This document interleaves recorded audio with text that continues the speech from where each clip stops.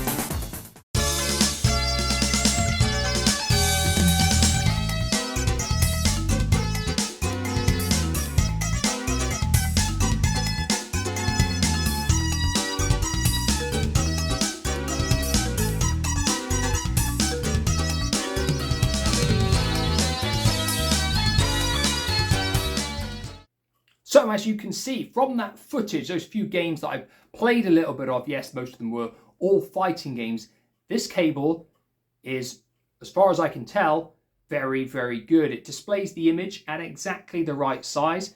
if it's an NTSC signal. I did put one PAL game in, Blaze and Blade, and it does appear that it does zoom it in and crop it, very similar to the Intech gaming cable for the Saturn. Now that doesn't matter because I'm not going to be playing any PAL games on it, but it seemed to run fine, it looked fine, the screen was stable, the colors were fine. To be honest, you know, I don't ever measure like input lag or anything like this, but the cable seemed to just work fine in terms of gameplay and stuff. The games played exactly like they would on my CRT. I didn't feel any delay or anything like that. So for me, this cable is a massive success. Now, take into account, I've only played the PlayStation 1 with it. I didn't really have any need to hook it up to a PS2, but I imagine it would probably function the same way. If your games can output a 60 Hertz signal, which a lot of PS2 games can, it would be fine. But if it is only 50 Hertz in the power region, I imagine this cable is going to crop and zoom the PlayStation 2 as well. But in terms of a PS1 cable that I can now use regularly to expand my library of games that I can cover in my Saturn versus PlayStation videos, this cable is brilliant. I can't stress that enough. For the price, there is nothing else that compares to this cable. You can obviously buy the Rad2X cable for the PlayStation 1 and PlayStation 2, but it's twice the price. And you've got to pay postage on top of that. And my experience with the Rad2X on the Saturn was very negative. I did not think that cable is worth anywhere near that price. But of course, these are just my thoughts. Has anybody else out there got a LevelHike cable for the PS1 or PS2? And what do you think about it? I can strongly recommend it if you're using it for 60 Hertz gaming. If you are going to be playing 50 Hertz games on it, I don't think it's going to quite give you what you want, certainly in terms of being able to capture the footage. If you're just wanting to play the games, it might not bother you so much if they're just zoomed in slightly and just a little bit of the top and bottom may be cropped off in some games. It's not a massive issue in terms of just playing the games, but in terms of recording footage, this cable seems to be spot on for me. But of course, these are just my thoughts. Let me know your thoughts down below if you've got one or if you plan to get one, or if you simply want a cable like this for your PS1 or your PS2. I can strongly recommend this, and it is well worth the $29.99. That is it for today. Thank you for watching, and like always, I'll be back in the near future with more videos. Goodbye for now.